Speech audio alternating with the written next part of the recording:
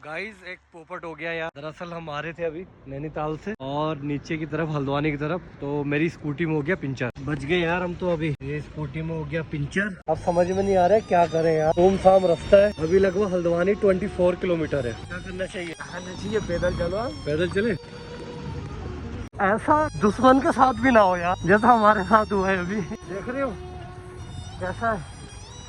Hello everyone, अस्सलाम वालेकुम, सत श्री अकाल, जय हिंद। तो गाइज हम करते हैं फिर से एक ब्लॉग की आगाज। तो मैं आपको बता दूं अभी मैं अपने मामा के घर हूँ।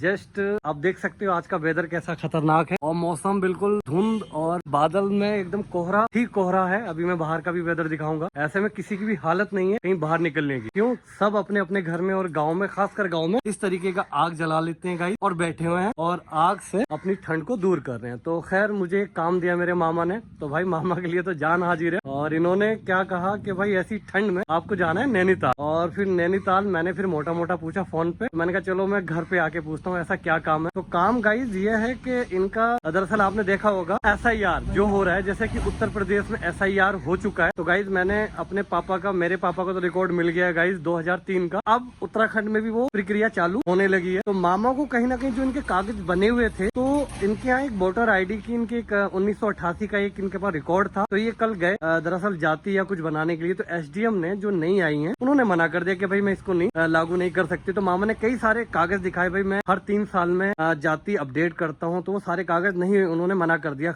हालांकि उन्हें कि आप नैनीताल जाके इसको प्रमाणित करवा के लेके आओ, तब जाके तुम्हारे कागज में रिन्यू करके दूंगी। तो उस कंडीशन में मामा ने मुझे फट से मुझे फोन किया और मुझे भाई हंसी भी आ रही है यार कि वही कागज अधिकारी जो एक अधिकारी ने बना भी दिए हैं और वो दोबारा उसको नहीं कर रहे हैं। तो आप समझ सकते हो इनके ऊपर कितना प्रेशर है हाई लेवल तक का। तो खैर मैं तो यार मेरा तो जन्म ही यहीं का हुआ है। तो चलिए हम अपने मामा से पूछते हैं उनसे।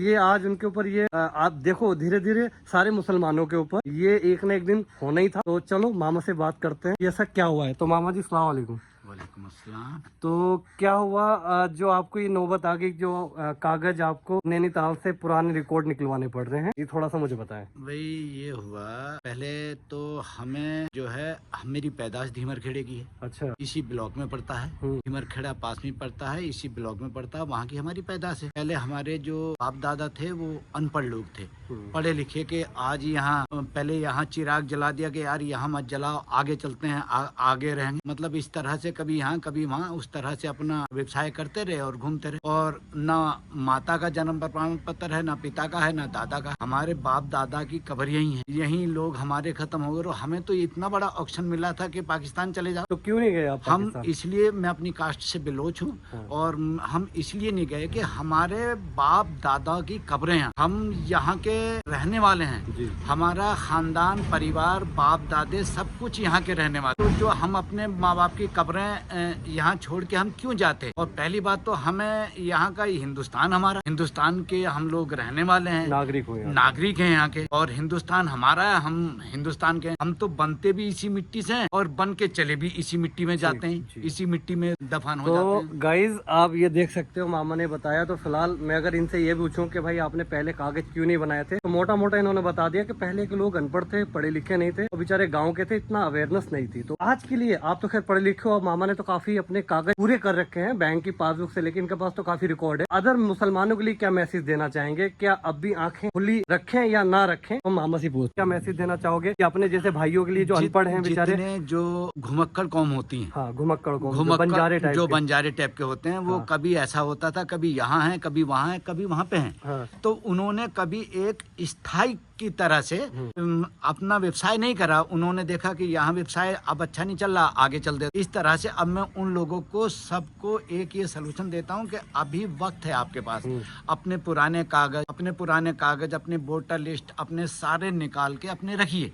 कागज बनाइए, कागज बनाइए, घर के कागज बनाइए हैं, जमीनों के कागज तो बनाने पड़ेंगे, देना पड़ेगा। तो गाइज आज यही ब्लॉग की जर्नी है और यही एक उद्देश्य है और टाइटल भी यही है। और हमें निकलना है फटाफट नैनीताल। और मैं बता दूं कि भाई मेरे जो पापा थे, मैं इसी चीज की लड़ाई लड़ रहा हूँ। मेरे जो नाम के, मेरे पिताजी के नाम के रामपुर, देन मेरा तो सारा कुछ है, कबीला भी है मेरे पापा का, एक तरीके का पूरा पुश्तैनी है, जमींदार थे। बाकी मामा लोग जो बेचारे इनके बाप दादा थे वो पढ़े लिखे नहीं थे वो कहीं ना कहीं वो कागज नहीं बना पाए। और खासकर मैंने देखा है मुस्लिम कम्युनिटी में बेचारे कह लो या इनकी गलती कह लो, बेवकूफी कह लो, भाई कुछ भी कह लो, बहरहाल अब खड़े हो जाओ यार, अपने अपने कागज बनाओ, चाहे जन्म प्रमाण पत्र हो वो बनाओ, अपने बच्चों के बनाओ, और पुराने अगर बन सके तो वो भी बना लो। चलिए गाइस अब निकलते हैं फटाफट नैनीताल। हाँ कुछ बता रहे थे, हाँ बताओ। सबसे बड़ी बात यह है कि अगर आपको अधिकारियों को सबको ऐसा लगता है ये ऐसा नहीं है, तो इसकी एक जांच कर लें आप। कि जांच में तो सब पता चल जाता है कौन कहाँ का है, कहाँ का नहीं है, कहाँ का, पूरी जानकारी करिए। फुल जानकारी करने के बाद जो ये हमारे जाति स्थायी जो बनते हैं ये फुल जांच के बाद बनते हैं, पूरी जांच प्रक्रिया करने के बाद बनते हैं। एक अधिकारी बना देता है, दूसरा अधिकारी आके कहता है ये मान्य नहीं है। भाई पहले भी तो अधिकारी थे,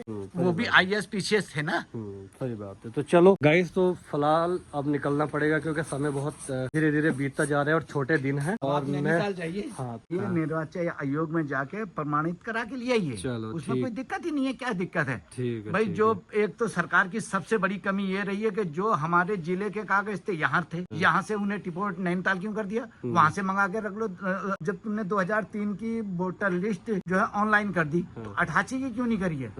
95 की क्यों नहीं करी है? तो आपने क्या 2003 में वोट नहीं दिया था उस टाइम? भैया वोट भी दिया, मेरे पास तो सब कुछ है। तो फिर जाहिर सी बात होनी चाहिए। हाँ है। तो चलो गाइस अब मुद्दा ये आता है कि हम इन मामा की निकालते आईडी 2003 की या 2003 से पहले की 88 की। तो अगर 88 की भी मिल जाती है तो उससे भी ये प्रमाणित हो जाता है ये लोग यहीं के हैं। मेरे पास 83 तो की भी है। हाँ 83 की भी है। चलिए गाइस निकलते हैं फिर फटाफट नैनीताल। और हम निकलते हैं अभी स्कूटी से। तो मैंने कपड़े पहन लिए भाई क्योंकि सर्दी का मौसम है, बहुत खतरनाक ठंड है नैनीताल की। मैंने एक ये पहना है, 2 3 4 खूब दबा के पहन लिए। बाकी चलते हैं अभी स्कूटी से निकलने हैं गाइस। ये चलने वाली है हमारी स्कूटी और देखते हैं स्कूटी का सफर। भाई अभी है यहाँ से हल्द्वानी बहुत दूर। अभी में हल्द्वानी वाले जंगल में एंट्री हो गई है हमारी और मौसम बहुत ही खतरनाक है, बहुत ज्यादा खतरनाक है गाइस। आप देख सकते हो नैनीताल है यहाँ से 64 किलोमीटर और हल्द्वानी है 25 किलोमीटर। हाँ ये देखो बैगन। तो गाइस पेट्रोल हो गया है खत्म, तो देख सकते हो आप। पहले इसको फुल भरवा लेते हैं। तो गाइज अभी खाने के लिए हम रुक चुके हैं। लगभग टाइम हमारा 1:30 बज गया है और लंच का भी टाइम हो गया है। तो सोचा अभी नैनीताल जस्ट काठगोदाम से हम ऊपर हैं, अभी फटाफट अभी खाना खा लेते हैं। और थाली हमने लगवा दी है। बाकी ये भाई क्या लगवा रहे हैं? रोटी लगा दो। चल भाई इसके लिए लगा दो अभी थाली। तो देखते हैं गाइज फटाफट कर लेते हैं ना लंच सीधा, क्योंकि फिर वहाँ नैनीताल जाके बिल्कुल टाइम मिलने वाला नहीं है।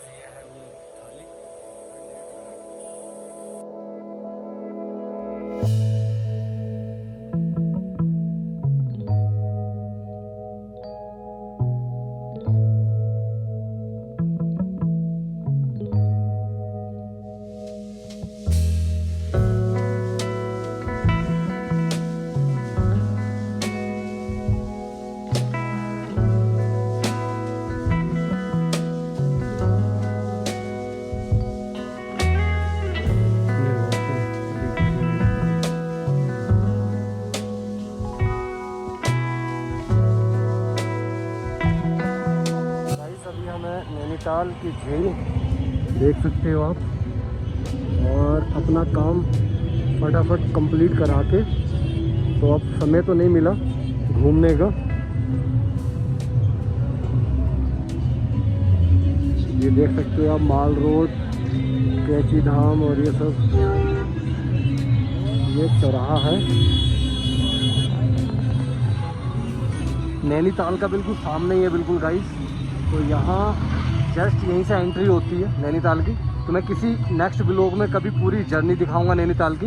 अभी तो अपने बहुत सारे काम थे गाइस। अब चलते हैं फटाफट घर पे और कुछ खा पी लेते हैं। गाइस एक पोपट हो गया यार। दरअसल हम आ रहे थे अभी नैनीताल से और नीचे की तरफ हल्द्वानी की तरफ, तो मेरी स्कूटी में हो गया पंचर। अब भाई देखते हैं क्या होता है। ये देखो गाइस बच गए यार हम तो। अभी ये स्कूटी में हो गया पंचर। अब समझ में नहीं आ रहा है क्या करें यार। सुनसान रास्ता है, पहाड़ है एकदम। और अभी लगभग हल्द्वानी 24 किलोमीटर है गाइस। देखो 24 किलोमीटर है। देखते हैं किसी से मदद मांगते हैं या क्या करते हैं भाई। अभी क्या करना चाहिए? पैदल चलो। आप पैदल चले? चलो गाइस पैदल चलने के अलावा और कुछ रास्ता तो नहीं दिख रहा है। बट अगर हम पैदल चलते हैं, अगर कोई भैया भैया भैया, अरे तेरी खाली थी यार। एक पिकअप वाला निकल गया यार कसम से यार। अब मैं ऐसा सोच रहा हूँ गाइस, ऐसे खड़े होने से तो कोई काम चलेगा नहीं। तो हम चलते हैं अभी पैदल पैदल, ठीक है।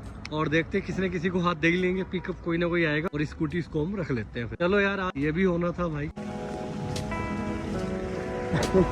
आवाज अगर आ रही है ना तो ऐसा दुश्मन के साथ भी ना हो यार, जैसा हमारे साथ हुआ है अभी। बिल्कुल पहाड़, और अभी यहाँ से लगभग 25-26 किलोमीटर हल्द्वानी है और अब आगे।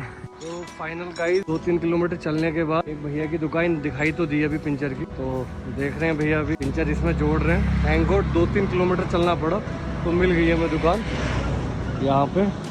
देखते हैं अभी कितने पिंचर निकलते हैं इसमें।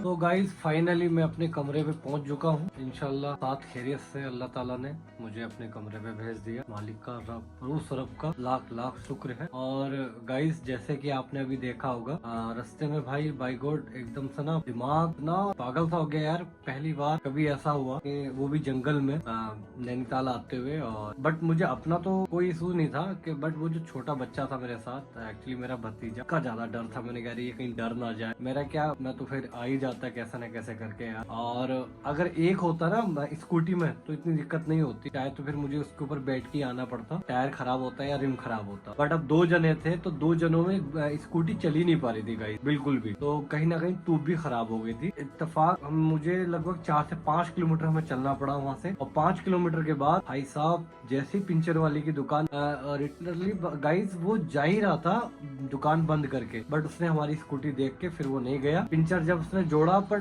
पिंचर ट्यूब ही खराब, और कहने लगा कि यार मेरे पास तो कोई ट्यूब भी नहीं है। तो इत्तेफाक देखी कि उसने एक ट्यूब स्कूटी की अपनी सेकंड हैंड निकाल के रख दी थी। मतलब कहते नहीं एकदम बेकार टाइप की। उसने उसका काम बेचारे ने फेविक्विक से करके और जोड़ के करके और उसने कर दिया। और लगभग 150 रुपए लिए उसने मुझे एक पिंचर के। तो उसने 150 रुपए बोला, बट उसने पुरानी ट्यूब डाल दी। तो मैंने चलो ठीक है भैया आप ये कर दो। और उसके बाद जब हम हल्द्वानी तक आए तो लगभग 23 से 24 किलोमीटर रह चुका था हल्द्वानी का ही, और बीच में कहीं भी पिंचर वाली की दुकान है। तो भाई थैंक यू सो मच उस पिंचर वाले का, जो भी उस भाई ने मदद की, चाहे पैसे लेके की। तो बट यही कहूंगा यार सफर में कभी कभी ऐसा हो जाता है। और खैर उस मालिक ने बहुत साथ दिया। उसके बाद फिर कहीं कुछ नहीं हुआ और अब अपने कमरे पे आ चुका हूँ। और उस लड़के को घर चला गया है मामा के। तो चलिए गाइस, तो इस ब्लॉग की करते हैं हम यहीं एंडिंग। और आप कमेंट करके बताना कैसा लगा आपको ये ब्लॉग। इसके बारे में जो भी मैंने काम किया है निर्वाचन में, वहाँ जाके मामा के रिकॉर्ड ढूंढे, वो नेक्स्ट ब्लॉग में बताऊंगा, क्योंकि मैं बहुत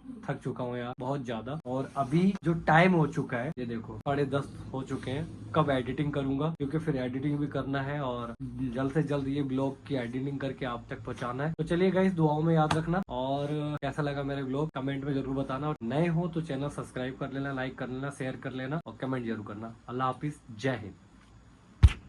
जगह स्टार्ट करना, वीडियो तो देख लेना बढ़िया भाई, देखते रहो। ज्यादा नहीं, ज्यादा मेमोरी फुल हो जाएगी ना।